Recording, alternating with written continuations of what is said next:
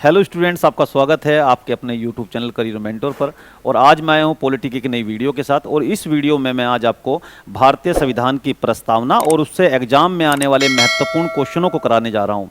तो इसमें देखिए, हम शुरू करते हैं प्रस्तावना, और उस प्रस्तावना में जो भी महत्वपूर्ण कीवर्ड होते हैं उन सब का अर्थ आज हम इस वीडियो में समझने वाले हैं। तो आइए शुरू करते हैं भारतीय संविधान की प्रस्तावना। जैसे कि बच्चों, आप ये बोर्ड पर देख पा रहे हो कि ये जो प्रस्तावना है, प्रस्तावना का मैंने लगाया हुआ है, तो आप इस प्रस्तावना को पढ़ सकते हो पहले।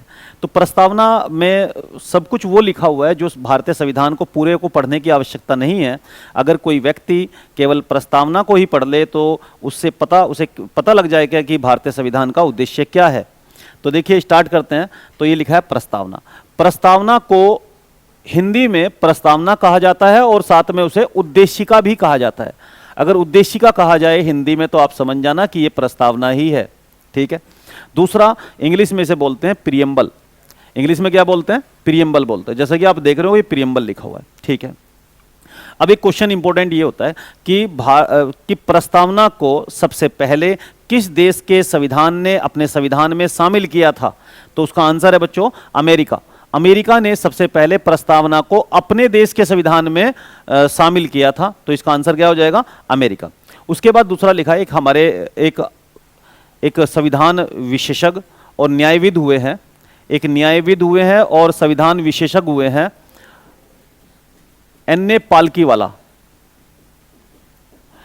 तो उनके अनुसार वो संविधान को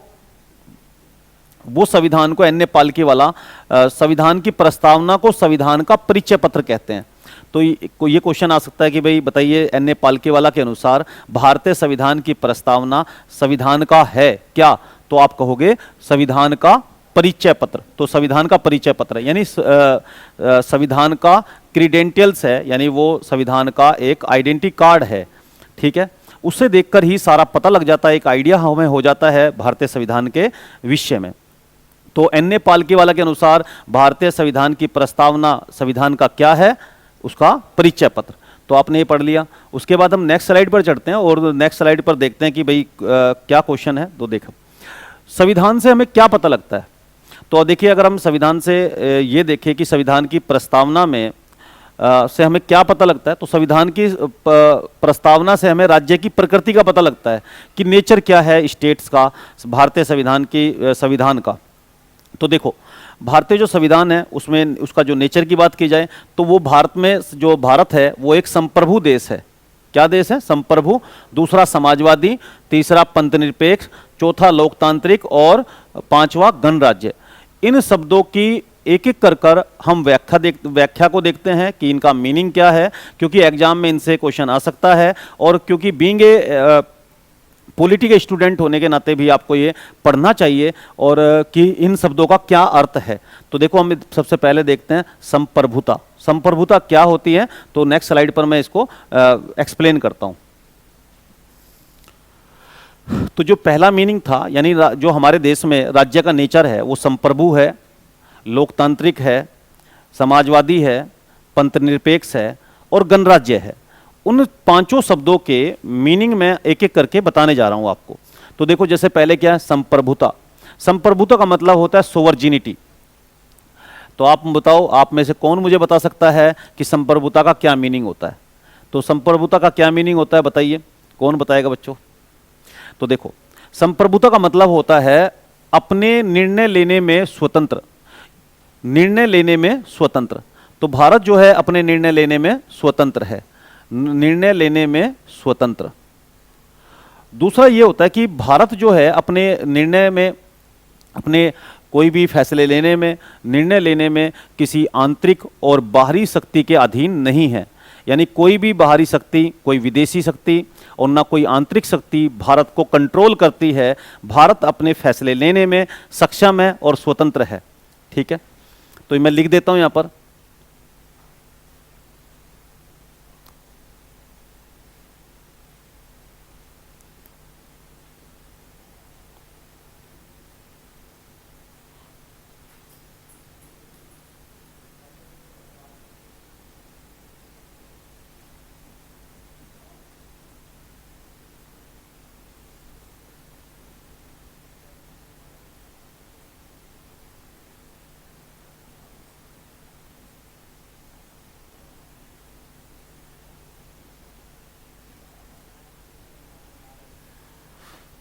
ठीक है, तो आपने देखा संप्रभुता का मीनिंग क्या होता है। संप्रभुता का मतलब होता है सोवर्जिनिटी। तो भारत के अंदर सोवर्जिनिटी है और भारत एक ऐसा देश है जो अपने बाहरी मामलों में और अपने आंतरिक मामलों में किसी भी बाहरी हस्तक्षेप का या किसी आंतरिक हस्तक्षेप का के अधीन नहीं है। वो अपने फैसले लेने में स्वतंत्र है, अपने निर्णय लेने में स्वतंत्र है। हमें किसी दूसरे देश के साथ में कैसे रिलेशन रखने हैं, तो कोई दूसरा देश इस बात को डिसाइड नहीं करेगा। जो हमारा देश विवेक से निर्णय लेगा वैसे ही हम दूसरे के साथ में संबंध रखेंगे, तो वो हम उसके मर्जी के मालिक है, यानी हम ओनर है अपनी इच्छाओं के, ठीक है, मास्टर है अपनी इच्छाओं के। तो ठीक है, हमने पढ़ा संप्रभुता को। उसके बाद जो नेक्स्ट स्लाइड पर चलते हैं, तो नेक्स्ट स्लाइड पर क्या है बच्चों, देखो नेक्स्ट स्लाइड पर है समाजवादी शब्द लिखा हुआ है। समाजवादी को इंग्लिश में बोलते हैं सोशलिस्ट। सोशलिस्ट, तो सोशलिस्ट क्या होता है, तो भारत में समाजवादी है। देखिए समाजवाद से आप कंफ्यूज ना होना, समाजवाद भारत का जो समाजवाद है वो उस प्रकार का समाजवाद नहीं है जैसा कि आप चीन में, चाइना में और रसिया में देखते हो। यानी भारत का जो समाजवाद है वो लोकतांत्रिक समाजवाद है। देखो रूस में कैसा समाजवाद है, तो जो रूस का समाजवाद है वो समाजवाद है साम्यवादी समाजवाद। कैसा समाजवाद है, साम्यवादी समाजवाद।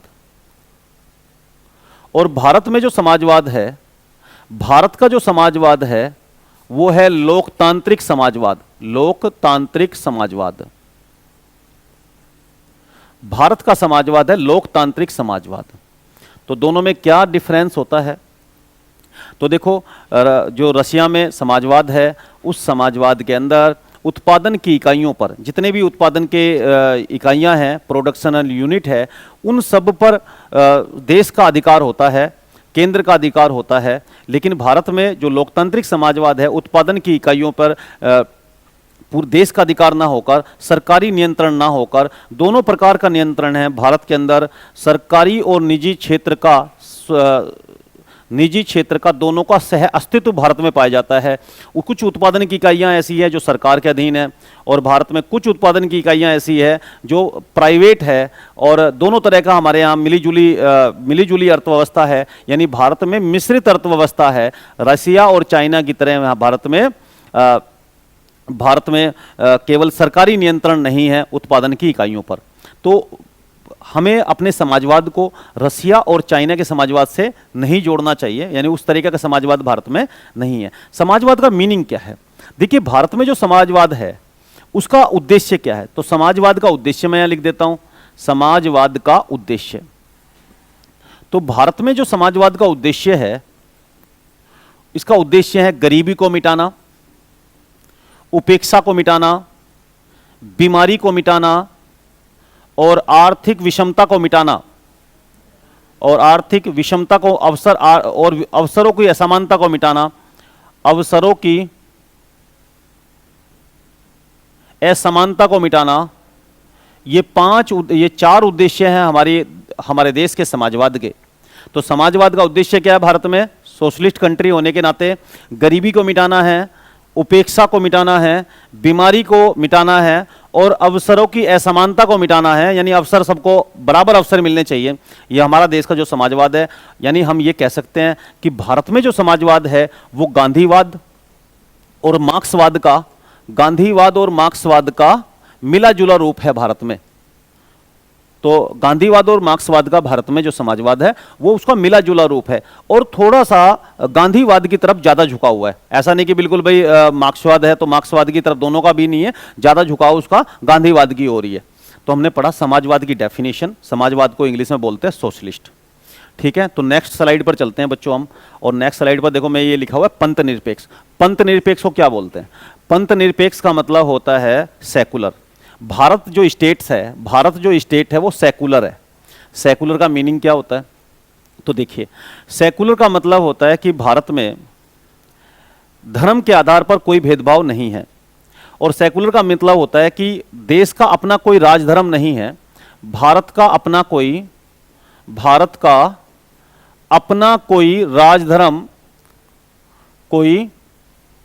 राजधर्म नहीं है, यानी देश का अपना कोई राजधर्म नहीं है। भारत के लिए सभी धर्म समान है। भारत के लिए सभी धर्म क्या है, समान है। सभी धर्म समान है। भारत के लिए सभी धर्म सभी धर्म समान हैं और भारत देश की ओर से किसी भी धर्म को कोई समर्थन नहीं है। भारत देश की ओर से किसी भी विशेष समुदाय को, किसी भी विशेष समुदाय को कोई विशेष अधिकार नहीं मिले हैं और न किसी विशेष धर्म को कोई विशेष समर्थन प्राप्त है। यानी सारे धर्म सरकार के लिए बराबर तवज्जो रखते हैं। किसी भी धर्म को भारत में कोई विशेष तवज्जो या खास तवज्जो नहीं दी जाती है। और जो धर्म है वो भारत में कोई अपना राजधर्म नहीं है भारत का कि भाई वो किसी एक धर्म को प्रमोट करे और दूसरे को डिप्रेस करे, दूसरे को दबाए, ऐसा भारत में नहीं है। ठीक है, तो सभी धर्म समान महत्व रखते हैं। ठीक है, तो ये है हमारा पंथ निरपेक्ष। और भारत में कोई व्यक्ति किसी भी पंथ को अपना सकता है, किसी भी धर्म को अपना सकता है और सरकार सारे सभी धर्मों को प्रमोशन को बराबर अधिकार देती है कि सभी धर्म जो है अपना विकास डेवलपमेंट कर सकते हैं।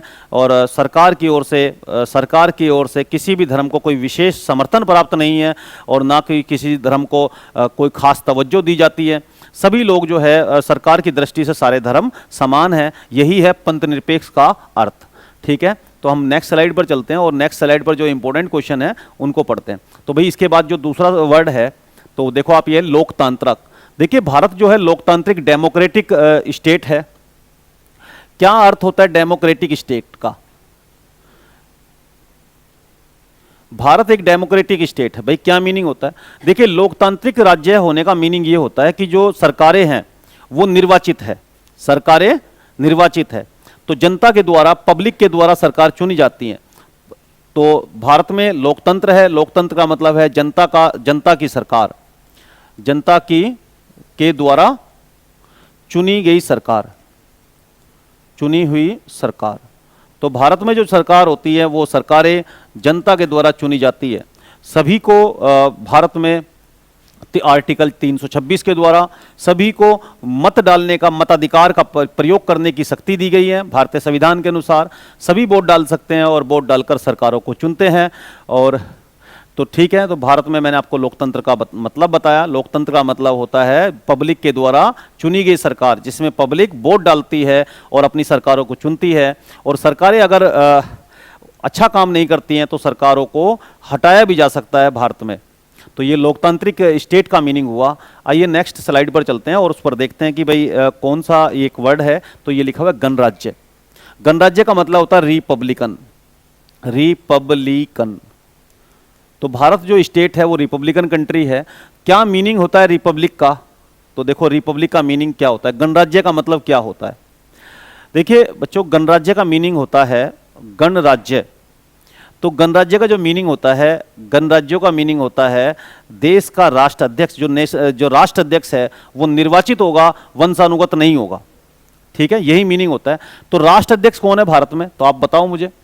राष्ट्र अध्यक्ष निर्वाचित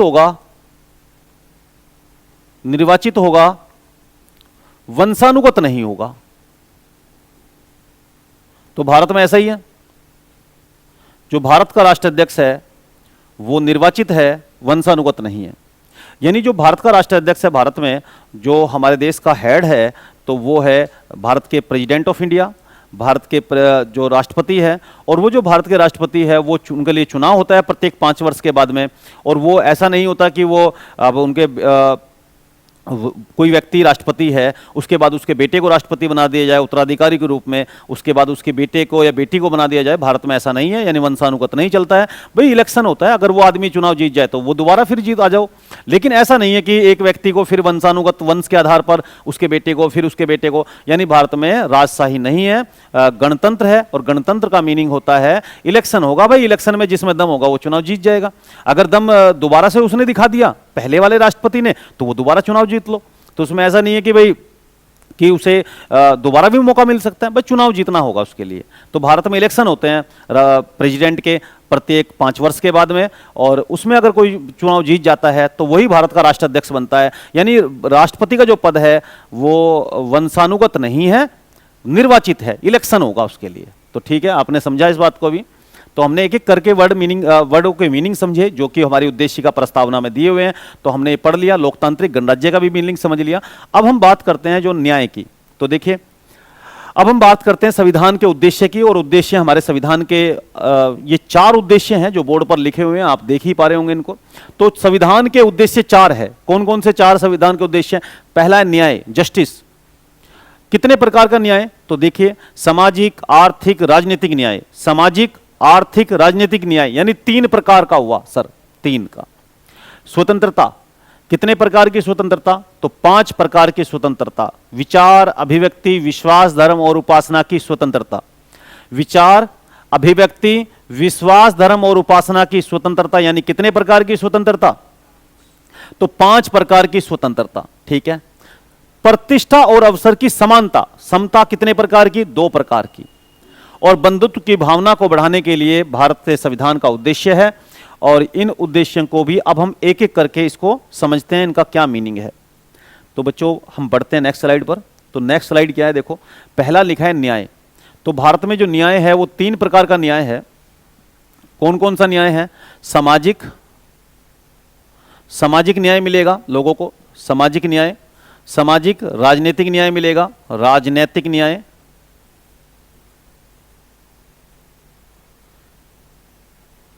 आर्थिक न्याय की बात की गई है। 3 प्रकार के न्याय हमारा संविधान हमें देता है। तो कौन कौन से न्याय सर? तो पहला न्याय सामाजिक न्याय। देखिए, लोगों को, भारत के जितने भी नागरिक होंगे, भारतीय संविधान उनको सामाजिक न्याय देता है। सामाजिक न्याय का क्या मीनिंग है कि भारत में किसी भी व्यक्ति से जाति के नाम पर, धर्म के नाम पर और क्षेत्र के नाम पर, लिंग के नाम पर, भाषा के नाम पर, यानी सामाजिक स्तर पर किसी भी प्रकार से कोई भेदभाव नहीं करेगा, कोई डिस्क्रिमिनेशन नहीं करेगा। तो ये क्या है? सामाजिक न्याय की बात की गई है। ठीक है। तो सामाजिक न्याय में क्या हो गया? सामाजिक स्तर पर कोई भी भेदभाव नहीं होगा भारत में, ये ऐसा कहा गया है भारतीय संविधान में। ठीक है। अब देखिए, राजनीतिक न्याय की बात करते हैं।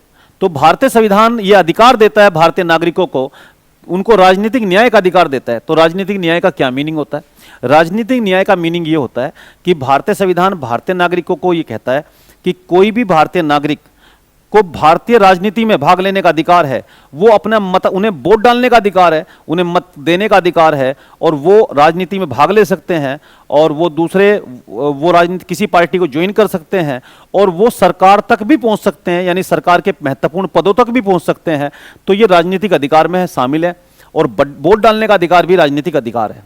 तो ये राजनीतिक न्याय के लिए भारतीय संविधान में दिया गया है। अब अगर आर्थिक न्याय की बात की जाए तो बच्चों, आर्थिक न्याय क्या है? आर्थिक न्याय में यह है कि भारत में सभी लोगों को आर्थिक न्याय मिलना चाहिए। यानी इसका मूल जो अर्थ होगा वो आर्थिक विषमताओं को उन्मूलन पर है, आर्थिक विषमताओं के उन्मूलन पर है, कि भारत में आर्थिक विषमताओं का उन्मूलन होना चाहिए, यानी वो समाप्त होनी चाहिए। आर्थिक विषमताएं, जो आर्थिक रूप पर भेदभाव है, वो खत्म होना चाहिए। वो अलग बात है कि भारत में जो अमीर है वो अमीर होता जा रहा है और जो गरीब है वो गरीब होता जा रहा है, उनके बीच की जो खाई है वो लगातार बढ़ती जा रही है, वो एक अलग बात है।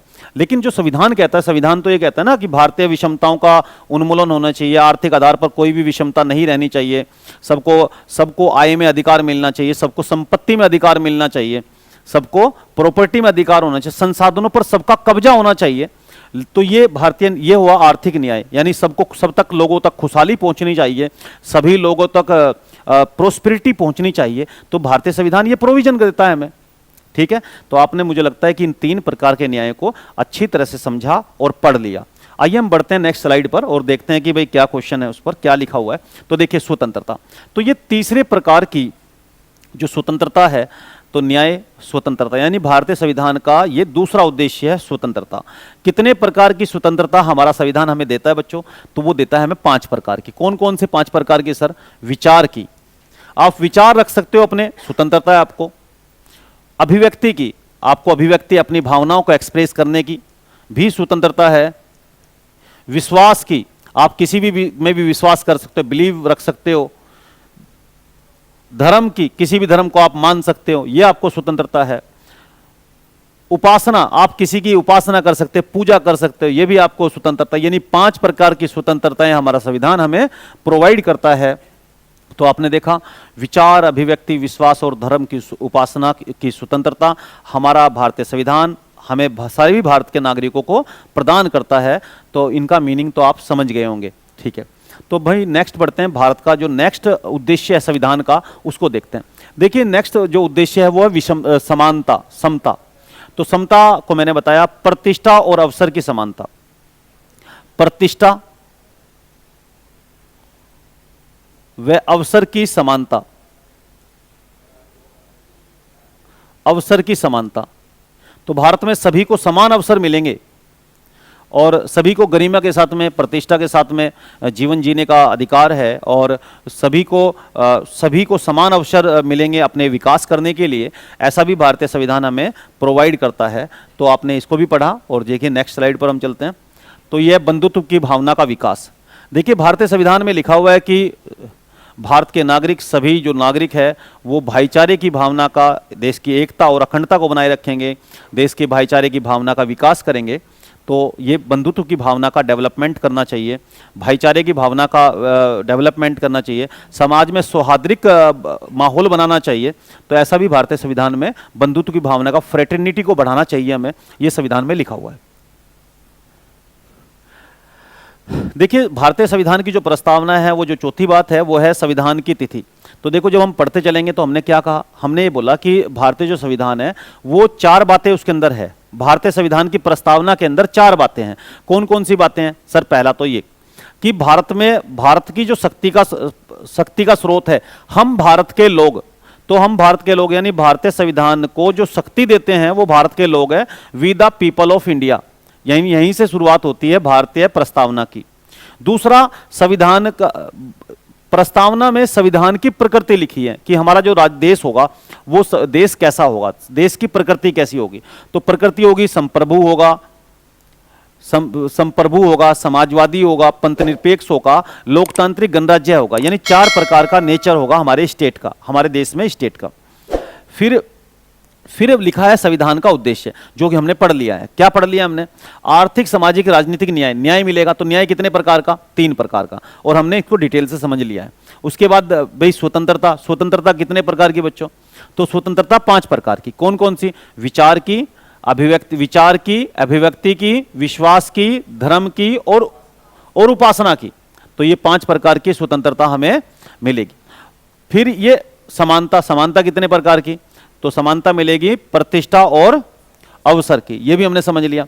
फिर तिथि, भाई कब बना हमारा संविधान? इस प्रस्तावना में ये भी लिखा हुआ है। देखो आप क्या लिखा हुआ है, 26 नवंबर 1949 को बनकर तैयार हुआ हमारा संविधान। 26 नवंबर 1949 को संविधान बना हमारा।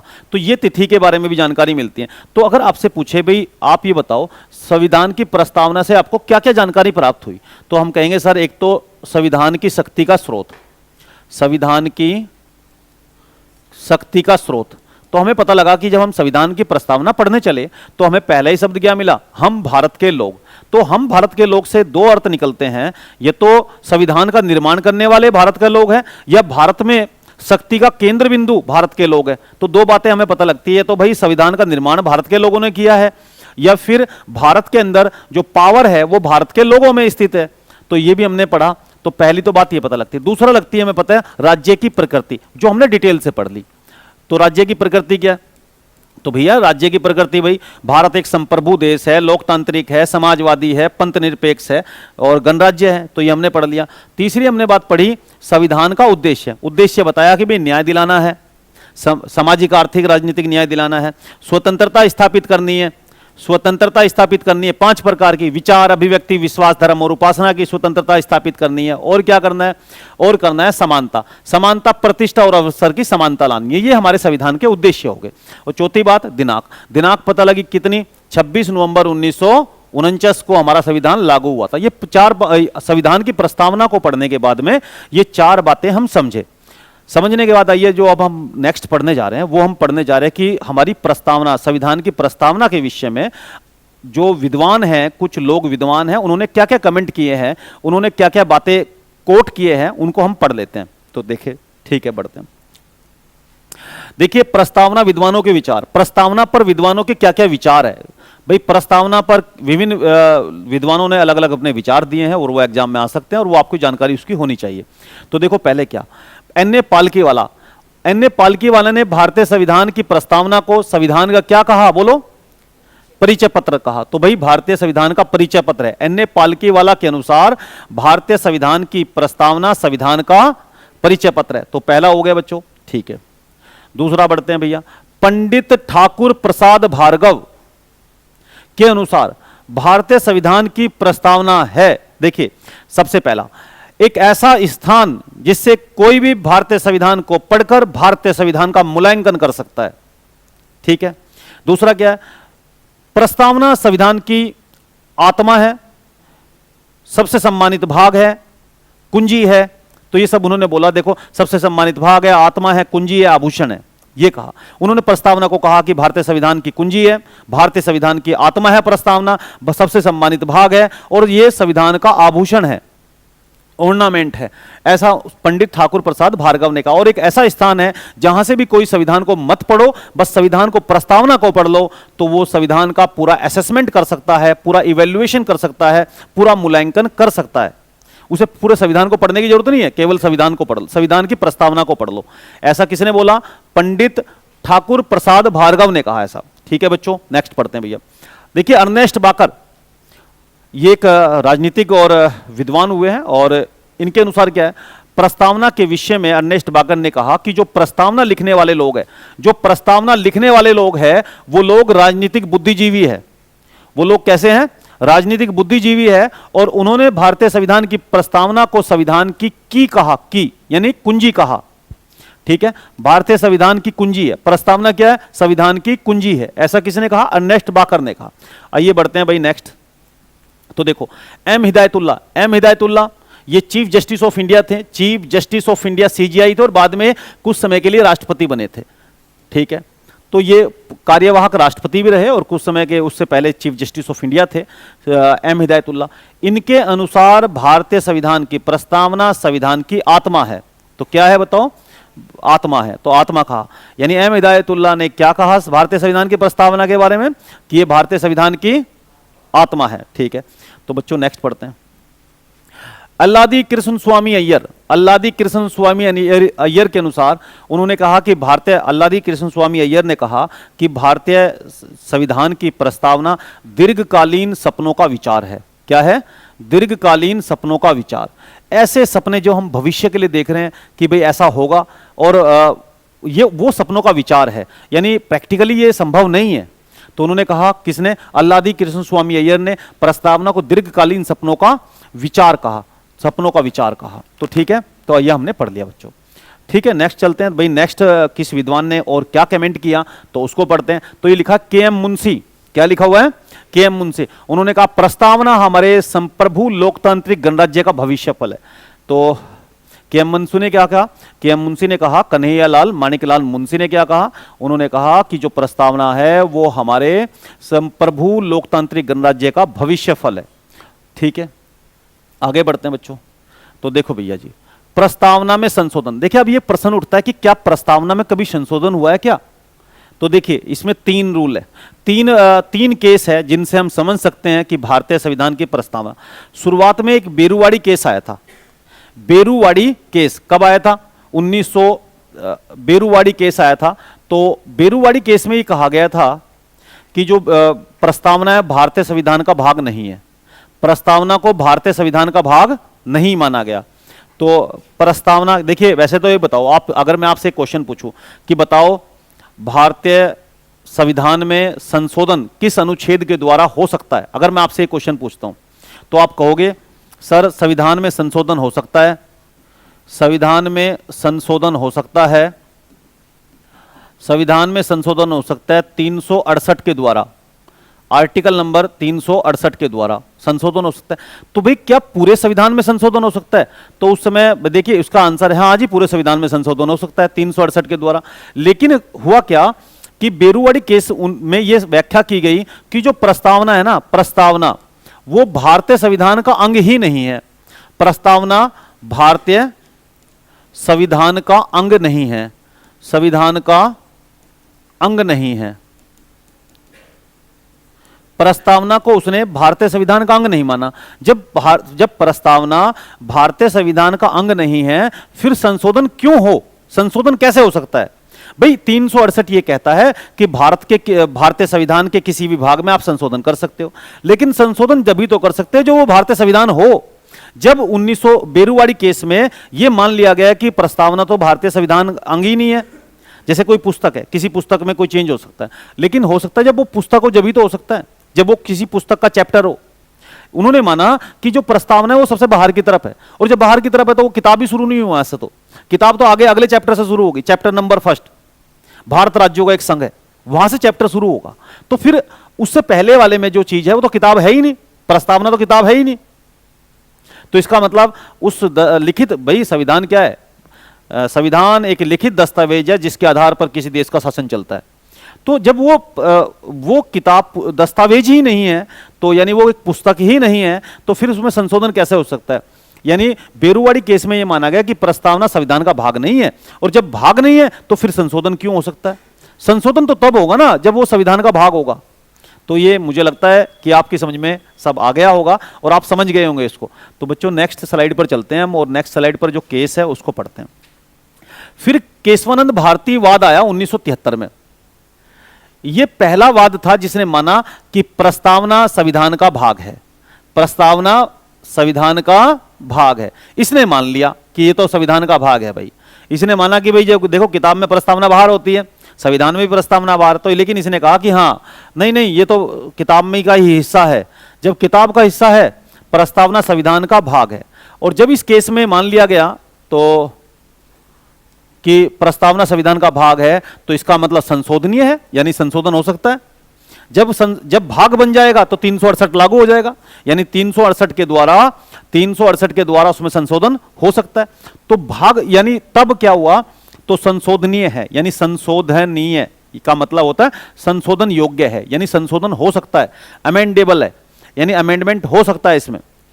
तो ठीक है, फिर तो उसके बाद में संशोधन हो भी गया। 73 में ये केस था, फिर 76 में सबसे पहला संशोधन हुआ। तो सबसे पहला जो संविधान में संशोधन हुआ वो कब हुआ, तो 1976 में हुआ। कैसे? संविधान की प्रस्तावना में मात्र एक बार संशोधन हुआ है। कब हुआ है? तो 42वां संविधान संशोधन 1976 के द्वारा। कब हुआ है? 42वां संविधान संशोधन 1976 के द्वारा संशोधन हुआ है। तो 42वें संविधान संशोधन के द्वारा जो हमारे संविधान की प्रस्तावना है मात्र एक बार संशोधित हुई है, और उसमें 3 शब्द जोड़े गए थे। कौन कौन से शब्द जोड़े गए थे बताओ बेटा? तो कौन कौन से शब्द जोड़े गए थे? पहला समाजवाद, दूसरा पंथ निरपेक्ष, तीसरा अखंडता। इसके लिए मैंने ट्रिक बना दी, देखो क्या हो जाएगी ट्रिक। SPA, समाजवाद पंथ निरपेक्ष अखंडता, समाजवाद पंथ निरपेक्ष अखंडता, 3 शब्द जोड़े गए थे। तो बताओ ये 3 शब्द कब जोड़े गए? अगर ऐसा एग्जाम में बहुत इंपॉर्टेंट क्वेश्चन है, वेरी वेरी इंपॉर्टेंट है, तो बताओ कैसे? तो क्या करोगे, इसका आंसर होगा कि कोई भी भारतीय संविधान में 3 शब्द जोड़े गए थे 42वें संविधान संशोधन 1976 के द्वारा। 42वें संविधान संशोधन 1976 के द्वारा कौन कौन से शब्द थे? वो समाजवादी, पंथ निरपेक्ष, अखंडता जैसे शब्द जोड़े गए थे 42वें संविधान संशोधन 1976 के द्वारा। और ये एक बार पहला संशोधन था, और उसके बाद कोई संशोधन नहीं हुआ। मात्र एक बार संशोधन हुआ है भारतीय प्रस्तावना में।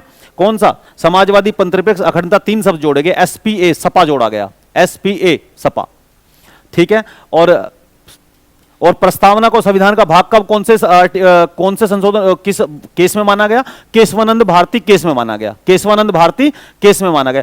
और बेरुवाड़ी केस में क्या माना गया था? बेरुवाड़ी केस में संविधान को प्रस्तावना को संविधान का भाग ही नहीं माना गया था, और जब भाग नहीं है तो 368 उस पर लागू भी नहीं होता। संशोधन 368 के द्वारा उसमें संशोधन भी नहीं हो सकता है। तो आप, मुझे लगता है समझ में आ गया होगा आप लोगों की बच्चों। तो ठीक है भैया, नेक्स्ट में बढ़ते हैं। तो नेक्स्ट है LIC ऑफ इंडिया 1995। एक और केस था LIC of India, life insurance corporation of India 1995 का केस। इस केस में भी प्रस्तावना पर कुछ कमेंट दिया गया। सुप्रीम कोर्ट ने कमेंट क्या किया? प्रस्तावना संविधान का आंतरिक भाग है, प्रस्तावना संविधान का आंतरिक भाग है, संविधान का आंतरिक भाग, प्रस्तावना संविधान का आंतरिक भाग है। प्रस्तावना संविधान का क्या है बोलो? आंतरिक भाग है। तो LIC ऑफ इंडिया केस में कहा गया कि प्रस्तावना संविधान का आंतरिक भाग है। तो बताओ समझ में आया कि नहीं आपको? 3 केस बताए मैंने। पहला केस बेरुवाड़ी केस, तो पहला केस जो है वो बेरुवाड़ी केस है। बेरुवाड़ी केस में कहा कि प्रस्तावना संविधान का भाग नहीं है। दूसरा केस है केशवानंद भारती। केशवानंद भारती में कहा है भाई है तो संशोधन हो गया। कब हो गया? 42वें संविधान संशोधन 1976। कितने शब्द जोड़े गए? तो 3 शब्द जोड़े गए, समाजवादी, पंथनिरपेक्ष, अखंडता शब्द जोड़े गए, 3 शब्द, और एक ही बार संशोधन हुआ, उसके बाद कोई संशोधन हुआ भी नहीं। ठीक है, उसके बाद बच्चों फिर ये, उसके बाद तीसरा केस है LIC of India 1995। LIC of India के केस में कहा गया कि प्रस्तावना संविधान का अंग ही नहीं है, भाग ही नहीं है, बल्कि आंतरिक भाग है, इंटरनल हिस्सा है, इंटरनल, यानी और पुख्ता मजबूती दे दी केशवानंद भारती केस के निर्णय को। तो आपने समझा कि कैसे भैया ये मैंने अलग अलग केसों के बारे में बताया और कितनी बार संशोधन हुए भारतीय संविधान की प्रस्तावना में, इसको बताया इस स्लाइड पर। ठीक है, तो ठीक है, बस आज की इस वीडियो में इतना ही है और मिलते हैं बहुत जल्द एक नई वीडियो के साथ में। तो आज की इस वीडियो के लिए धन्यवाद।